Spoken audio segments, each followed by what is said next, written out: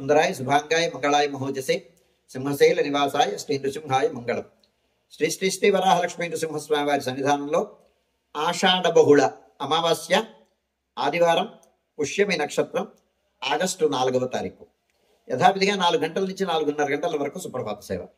సుప్రభాత సేవలో భాగస్వాములు కాగోరు వారు దానికి తగిన రుసుము చెల్లించి సంప్రదాయ వస్త్రధారణంతో పరిమిత సంఖ్యలో భాగస్వాములు కావచ్చు.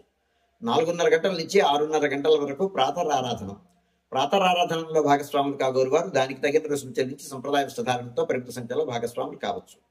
4:30 గంటల నుంచి 6:30 గంటల వరకు జరిగేటువంటి ప్రాతరారాధనలో భాగంగా నిత్యవేద పారాయణం, ఉపనిషత్ పారాయణం, దైవ ప్రబంధ సేవాకాలం, అనంతరం ధూపసేవ సమయంలో చతుర్వేద పారాయణం, శ్రీరామాయణం, భారతం, భాగవతం, విష్ణు పురాణం, క్షేత్ర మహాత్మ్యం, వరాపురాణం, శ్రీభాష్యం, భగవద్ విషయం మొదలైన గ్రంథాలని పారాయణం చేయడానికి ఉపక్రమిస్తారు.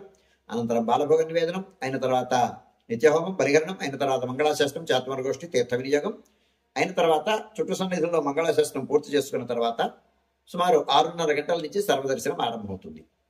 7:30 గంటలకు ఆదివార ప్రయుక్తంగా అష్టోత్తర శత స్వర్ణ పుష్పార్చనం, 8:30 గంటలకు ఆర్జిత గరుడ సేవ, 9:30 గంటలకు ఆర్జిత నిత్య కళ్యాణం ఆరంభమవుతాయి. ఆయా సేవల్లో భాగస్వాములు కాగోరు వారు ఆయా సేవలకు తగిన రుసుము చెల్లించి సంప్రదాయ వస్త్రధారణతో పరిమిత సంఖ్యలో భాగస్వాములు కావచ్చు. 11:30 గంటల నుంచి 12:15 గంటల వరకు రాజభోగ నివేదనం, మహానివేదనం. ఈ సందర్భంలో భక్తుల యొక్క దర్శనములు నిలుపుదల చేయడం జరుగుతుంది.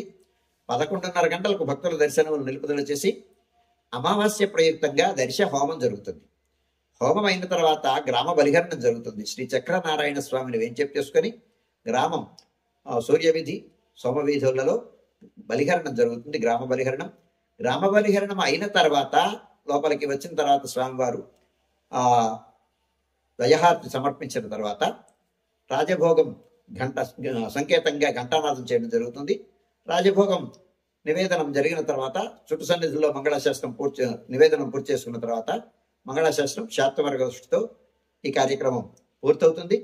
12:15 గంటల నుంచి 2:30 గంటల వరకు సర్వదర్శనం, 2:30 గంటల నుంచి 3 గంటల వరకు మధ్యాహ్న విరామం, 3 గంటలకు మధ్యాహ్న విరామం అయిన తర్వాత ఆస్థాన మంటపంలోకి ఉత్సవమూర్తుడు గోవిందరాజస్వామి ఉభయ దేవేరులతో ఆళ్వార్లతో వేంచేపు చేసుకొని విశేష ఆరాధన జరిపించి, విశేష ఆరాధన అయిన తర్వాత అధ్యాపకులకు శ్రీశటారిని అనుగ్రహిస్తే వారు నాలాయిర దివ్య ప్రబంధాన్ని పారాయణం చేస్తారు, సేవాకాలం చేస్తారు. అయిన తర్వాత సుమారుగా 5:30-6 ప్రాంతంలో సేవాకాలం పూర్తయిన తర్వాత దర్శనం నిలుపుదల చేసి నివేదనం, విశేష నివేదనం తిరునక్షత్ర ప్రయుక్తంగా అదైన తర్వాత మంగళాశాస్త్రం, చాత్తమరగోష్ఠి, తీర్థ వినియోగం అయిన తర్వాత ఆళ్వార్ని సన్నిధిలోకి వేంచేపు చేసి ఉత్సవమూర్తులు గోవిందరాజస్వామి ఉభయ దేవేరులతో చొప్పరంలో వేంచేసి బేడా ప్రదక్షిణ పూర్వకంగా బయటికి వేంచేసి గ్రామ తిరువిధి జరుగుతుంది. అమావాస్య ప్రయుక్తంగా గ్రామ తిరువిధి పూర్తయి స్వామివారు లోపలికి వేంచేసిన తర్వాత ఆస్థాన మండపంలో కుంభహారతి, శ్రీశటారి సమర్పణం ఆళ్వార్లకు జరిగిన తర్వాత బేడా ప్రదక్షిణ పూర్వకంగా ప్రధానాలయంలోకి వేయించేస్తారు. రాత్రి 7 గంటల వరకు దర్శనం, సర్వదర్శనం కొనసాగుతుంది. రాత్రి 7 గంటల నుంచి 8:30 గంటల వరకు రాత్రి ఆరాధనలో భాగస్వాములు కాగోరు వారు దానికి తగిన రుసుము చెల్లించి సంప్రదాయ వస్త్రధారణతో పరిమిత సంఖ్యలో భాగస్వాములు కావచ్చు.